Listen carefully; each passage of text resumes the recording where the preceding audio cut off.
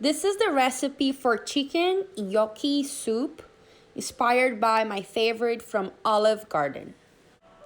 To make the soup, you will need 1 package of potato gnocchi, which you can find in the pasta aisle in your supermarket, 1 can of evaporated milk, and 1 box of vegetable or any other flavor of broth. You will also need about 1 large chicken breast for this recipe. And for vegetables, I'm using celery, carrots, onion, and spinach. Make sure to wash the vegetables really well and peel the carrots. I like to chop the vegetables really small. I think it makes the soup taste better. But you can cut as small or as big as you wish. I try to keep an equal ratio of carrots and celery, as you can see in this picture. Then I chop the onion to cook the chicken with it. For this soup, I'll be using shredded chicken. I like to make my soups using a crock pot, so I only use 1 pan to cook the whole recipe. So I turn the crock pot on the brown and saute option, and I'll add about 3 tablespoons of olive oil with garlic.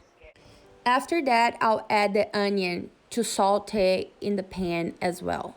I like to add the shredded chicken to cook with the onions and the garlic to give the chicken more flavor. Then I'll add the celery, the carrots to cook together with the chicken for a couple of minutes. Then I'll add the vegetable broth. So the amount of liquid, it has to almost cover everything that's in the pan. So it depends on how much vegetables and chicken you have. Just keep in mind you have to cook the gnocchi, so it has to be a little bit liquidy, but not too much because we'll end up adding the evaporated milk later. Once the vegetable broth starts to boil, then it's time to add the potato gnocchi to the soup. Add the gnocchi and then let it boil for just 2 or 3 minutes to give enough time for the gnocchi to cook. Now you can add the evaporated milk. The last ingredient is the spinach. Make sure it's washed before you add into the soup. Also, I prefer to chop the spinach into smaller pieces. I just think it tastes better when it's in the soup. Make sure to stir everything really well to combine all the ingredients.